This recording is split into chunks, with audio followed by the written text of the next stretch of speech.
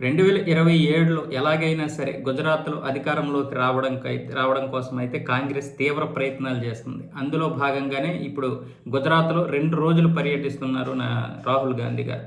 అయితే ఇక్కడ ప్రజలు చాలా వరకు అభివృద్ధి చెందడానికి కారణం ఏంటంటే బీజేపీ ప్రభుత్వమే. 1995 నుంచి బీజేపీ ఇప్పటి వరకు ఓటమి చవిచూడలేదు. పైగా చాలా దగ్గరలో కాంగ్రెస్‌కి డిపాజిట్ కూడా రానివ్వడం లేదు. ఇప్పుడు ఇంచుమించు 30 సంవత్సరాలు అవుతుంది అక్కడ బీజేపీ అధికారంలోకి వచ్చి. ఎప్పుడూ కూడా కాంగ్రెస్‌కి ఒక్క అవకాశం ఇవ్వలేదు. ఎన్ని పార్టీలు ఏకమైనా సరే కాంగ్రెస్ అయితే అక్కడ గెలవలేకపోతుంది.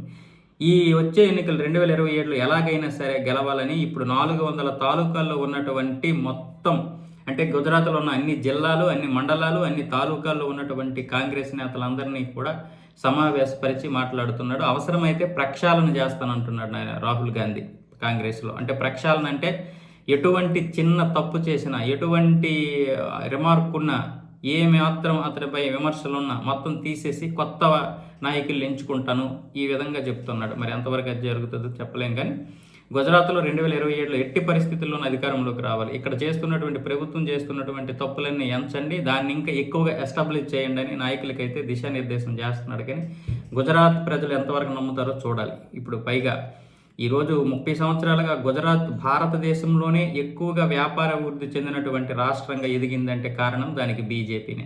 ఇంకా చెప్పాలంటే స్వార్థంగా ఆలోచిస్తాడు నరేంద్ర మోదీ గుజరాత్ విషయంలో. అంటే ఒక 10 రూపాయలు రాష్ట్రానికి ఇవ్వాల్సి వచ్చినట్టు అవసరం ఉంటే అందులో ఒక 2-3 రూపాయలు ఎక్కువ గుజరాత్కే పంపించేస్తాడు. అందులో ఎటువంటి అతిశయోక్తి లేదు. అంతెందుకు మనం గాంధీని ఇంత విమర్శించినా కూడా గుజరాతీయులు కానీ లేదంటే నరేంద్ర మోదీ గారు కానీ ఎప్పుడు గాంధీని విమర్శించినటువంటిది కానీ లేకపోతే విమర్శిస్తే భరించే పరిస్థితుల్లో కూడా ఉండరు. అంత ప్రాంతాభిమానం, అలాగే అంత మనుషుల్లో కూడా అంత ఇది ఉంటుంది. కాబట్టి ఇప్పుడు కాంగ్రెస్ 2027లో వచ్చే అవకాశాలు ఏ విధంగా ఉంటాయి?